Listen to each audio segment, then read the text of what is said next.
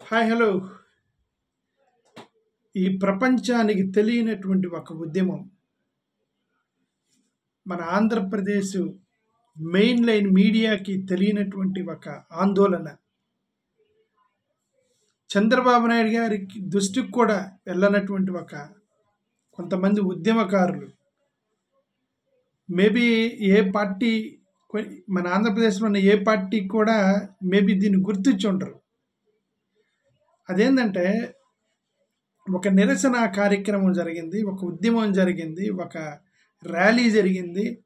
కోట్ల మంది లేరు, కోట్ల మంది జనాలు లేరు, పెద్ద పెద్ద మీడియా కెమెరాలు లేవు, పెద్ద పెద్ద పోలీస్ బలగాలు లేవు, రైట్. కానీ అక్కడ ఒక ఉద్యమం జరిగింది. ఆ ఉద్యమం ఏంటంటే అర్ధరాత్రి కొంతమంది ట్రైబల్స్ ఒక చిన్న కర్ర పుల్లకి నిప్పంటించుకొని వాళ్ళు ఉద్యమం చేశారు. అర్ధరాత్రి 7 గంటల టైం తర్వాత ఈ ఇన్సిడెంట్ జరిగింది. 3 రోజుల క్రితం జరిగింది. వాళ్ళ నిరసన కార్యక్రమం ఎందుకు దేనికి చేశారంటే 5 గ్రామాలకు సంబంధించినటువంటి నిరసన కారులట. ఆ గ్రామాలు ఏమంటే బురుగ, చిన్న కోనెల, రాయపాడు, భోగిజ అండ్ బెనిజవల్స. ఇవన్నీ కూడా కొండదర అనే ట్రైబ్కి సంబంధించినటువంటి గ్రామాలు. ఈ గ్రామాల్లో కొండదర అనే ట్రైబ్స్ ఉంటారట. ఈ గ్రామాల్లో వీళ్ళకి ఆ పర్టికులర్ ఈ 5 గ్రామాల్లో ఇంతవరకు వాళ్ళకి కరెంట్ లేదు. ఆ గ్రామాల కరెంట్ లేదు. 6 గంటలు దాటిందంటే వాళ్ళందరూ ఇళ్ళలోకి వెళ్ళిపోతారు. ఒక్కడు కూడా బయటికి రాడు. ఇదంతా నేను ఎలా చెప్తున్నానంటే ఇండియన్ ఎక్స్ప్రెస్ అతను రాసినటువంటి ఆర్టికల్ చెప్తున్నా మీకు. ఇండియన్ ఎక్స్ప్రెస్ అతను రాసిన ఆర్టికల్ జస్ట్ 3 days క్రితం జరిగిన ఇన్సిడెంటే చెప్తున్నా. ఇది ఎప్పుడో కాదు. నాకు పెద్ద క్వశ్చన్ మార్క్ ఇదే. మన మెయిన్ లైన్ మీడియాకి తెలియంది, మరి నేషనల్ మీడియాకి ఎలా వెళ్తుంది న్యూస్ అనేది తెలియదు. బహుశా మెయిన్ లైన్ మీడియాలో వేస్తున్నా కూడా మేబీ నేను చూడలేదు అనుకుంటా. మెయిన్ లైన్ మీడియా నేను జనరల్గా అవాయిడ్ చేస్తాను, ఎందుకంటే ఇదంతా ఫేక్ న్యూస్ కొడుతున్నారని మన మెయిన్ లైన్ మీడియా వాళ్ళు పొలిటికల్ రైవలరీ అయిపోయి కొద్ది ఫేక్ న్యూస్ స్ప్రెడ్ చేస్తున్నారని నేను జస్ట్ కొద్దిగా ఇంగ్లీష్ న్యూస్ పేపర్ల మీద, నేషనల్ న్యూస్ పేపర్ల మీద డిపెండ్ అవ్వడానికి ట్రై చేస్తున్నా. బహుశా నేను మిస్ అయ్యి ఉంటా.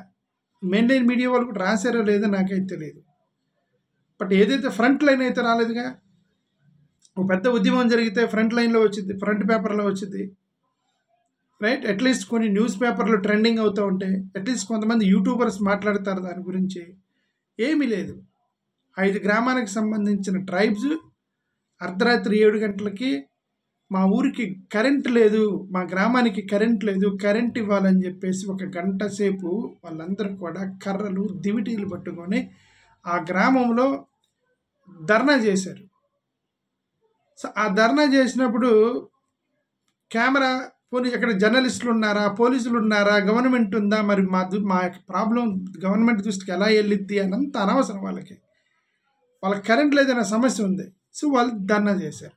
ఇప్పుడు వాళ్ళ సమస్య ఏంటి అంటే 6 గంటల తర్వాత మా పిల్లలు బయట ఆడుకోవడానికి లేదు, 6 గంటల తర్వాత మేమందరం మా నేచర్ కాలు కూడా వెళ్ళడానికి లేదు. అక్కడ పాములు గరుస్తాయి, పులులు, సింహాలు, అడవి ట్రైబ్స్ అంటే ఏంటి? 6 గంటల తర్వాత వాళ్ళు కొన్ని జంతువులు వచ్చి అటాక్ చేస్తాయి. మరి ఏదైనా సరే after 6 they cannot go out. 6 కల్లా అందరు లోపలికి వెళ్ళిపోయి తలుపులు వేసుకొని ఉండాలి. ఎందుకంటే గ్రామంలో కరెంటే లేదు ఈ 5 గ్రామాల్లో.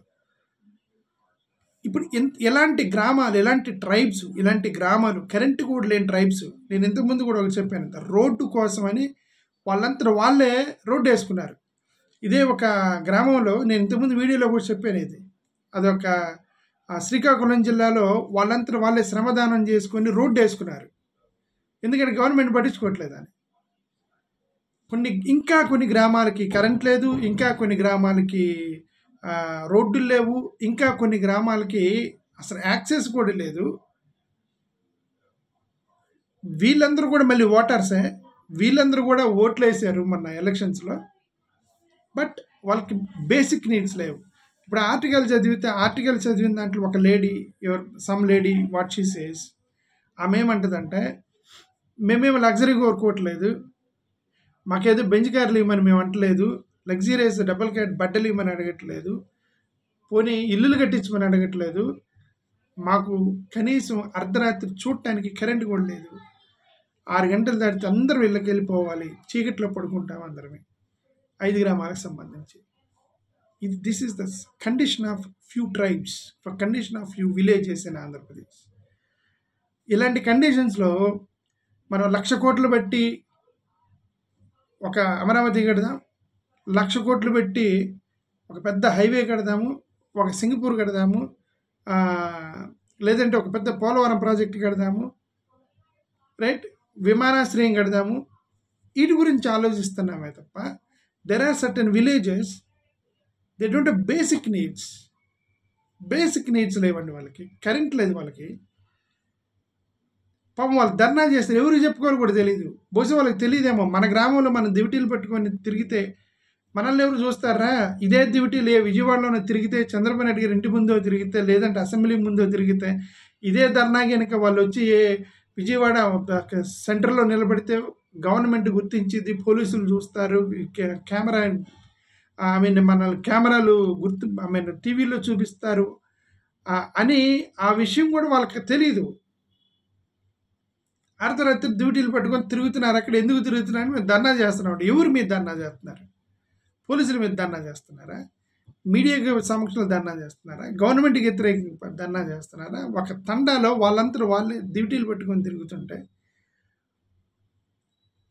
ఎవరో మమ్మల్ని గుర్తించి గవర్నమెంట్ దగ్గర తీసుకెళ్తారని అంటే ఇండియన్ ఎక్స్ప్రెస్ అతను గుర్తించినట్టున్నాడు, అతను రాసాడు ఆర్టికల్ వాళ్ళ యొక్క సమస్య గురించి.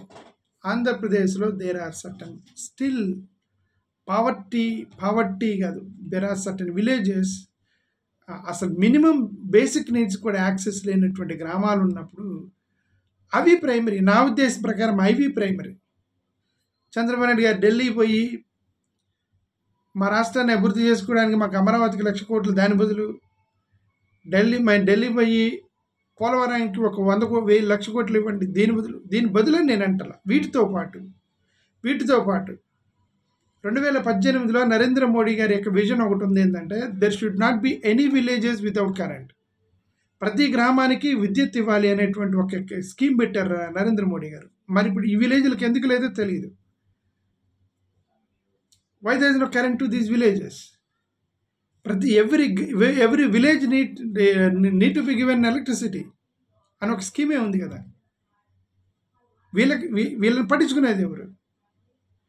ఇట్లాంటివన్నీ మనం వదిలేసి మనం ఎక్కడో ఊహాగానాల్లో మనం తేలుతున్నామో అని నాకు ఎక్కడో డౌట్. హ్యుమానిటీని మనం మర్చిపోయి లగ్జరియస్ లైఫ్లో మనం మేబీ అటు ఎటో మన మైండ్ వెళ్తుందేమో నా డౌట్.